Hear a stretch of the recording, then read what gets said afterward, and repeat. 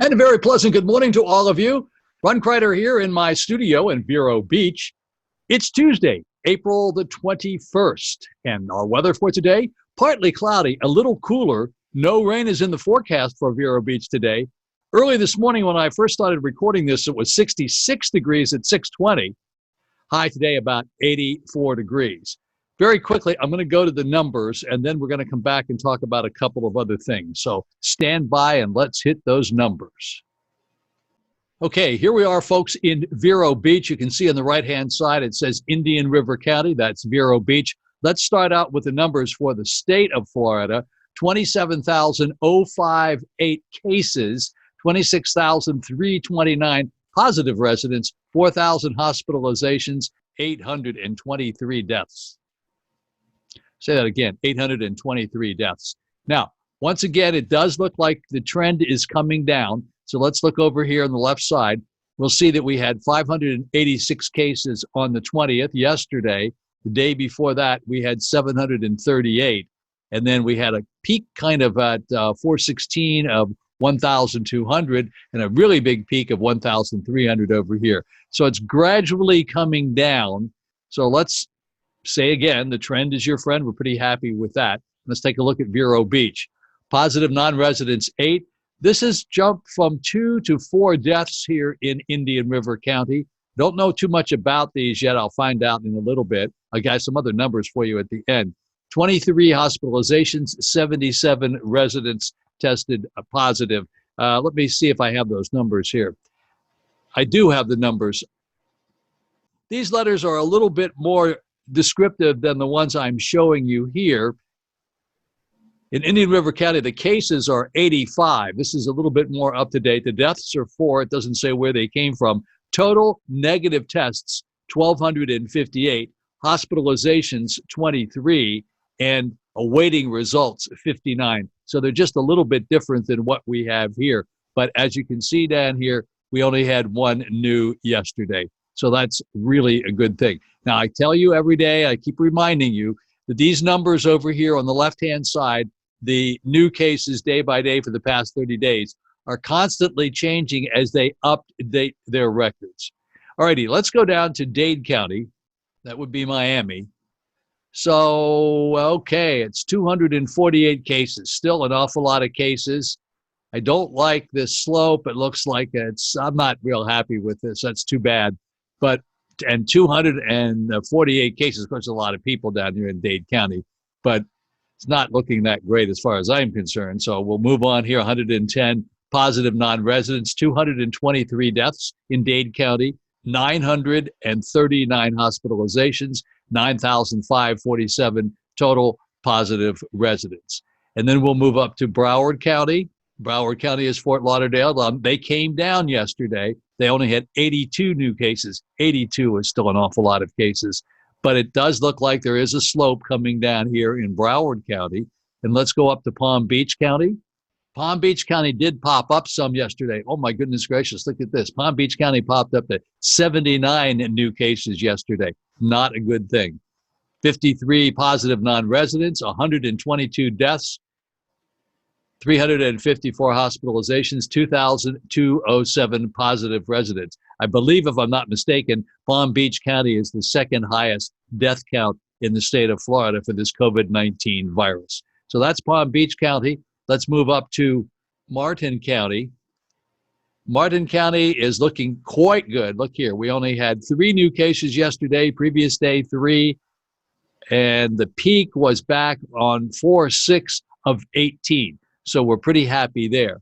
Positive non-residents, 8, 4 deaths, 38 hospitalizations, and 147 positive residents. That's Martin County. Let's move up to St. Lucie County. St. Lucie County is Fort Pierce, and this looks even better. Only 2 new cases in St. Lucie County. The previous day, there were 3. The day before that, there were 7. Then they dropped off quite a bit, but I hope this is a trend. It looks like it may be. Positive non-residents, 4, 15 deaths, 61 hospitalizations, and positive residents, 200. That's St. Lucie County. We're going to skip over Indian River County and go to Brevard County. Brevard County is Melbourne, just above us.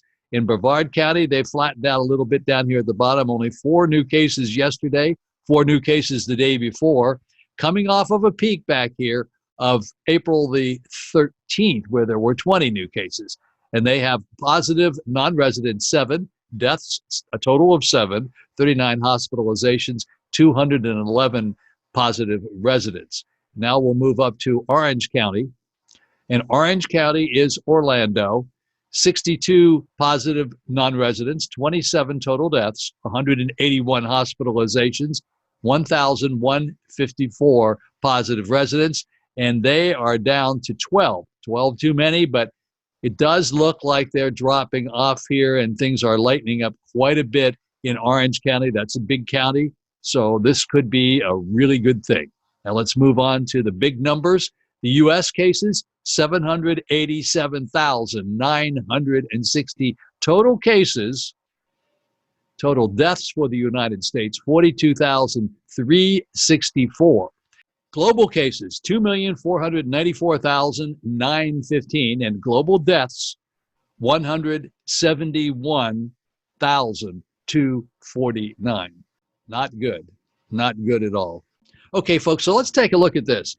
Here's my opinion. It's my personal opinion we need a little bit more time to see if Florida has peaked. Perhaps by this weekend, we may see a clearer picture. Come on, folks. Patience is a virtue. Come on, we need to give this thing just a little bit more time. It does seem like we're going in the right direction. You know, you keep hearing me talk about these antibody tests. They've stirred up a lot of controversy. This is a test to determine if you have had COVID-19, the COVID-19 virus. This is a simple blood test. A large majority of these testing kits come to us from China. And obviously, at this moment, it seems many items made in China are shrouded with skepticism. Everyone agrees a good antibody test is absolutely needed. The question is there currently a highly reliable kit out there to do these tests? Now, Abbott Laboratory came out, I think, 2 or 3 days ago with their version C of their antibody test. This is a very important test because that will tell you if you have had the virus in your body, but you're not sick and you didn't know that you were sick. That blood plasma that's in your body can be used to help make other people begin to get other people well, but can also help to immune other people. And we really need to get our hands on as much of that stuff as we possibly can. But we first have to come up with a really good testing kit, and we're hoping that Abbott Laboratories has one of those kits. So let's keep our fingers crossed and hope that does happen. But one of the most important things I'm watching on TV these days and reading about and learning about are the antibody tests. Remember, the virus test only tests to see if you actually have the virus. So if you're feeling really sick and you need to do that, then go over to the Indian River Memorial Hospital, to Cleveland Clinic, and they'll give you a test over there. You have to call and make a reservation to do so, but you should do that. If you think you were feeling bad throughout this period of time for the past 6 weeks, not feeling that great, you may have had it, but didn't really know you had it very much, and therefore you may be immune to it, or for some period of time. We don't know how long that is either. I know this sounds very combobulated. It's always, every day is new information. These you'll keep watching TV, you're going to see a lot about these antibody tests, and they are, I believe, going to be very important for us. And I do believe we need to spend just a little bit more time hunkered down. Okay, my thought for today: in some cases, acts of kindness can affect those receiving them so deeply that it gives them hope where none existed before. One more time. In some cases, acts of kindness can affect those receiving them so deeply that it gives them hope where none existed before. You just can't imagine when you see people, you talk to people on the phone, you Zoom them, or you do whatever you do with your cameras and your phones and do FaceTime and all that sort of thing, and how you can get a hold of somebody and they're kind of down and not feeling real good. I mean, I could be really down today.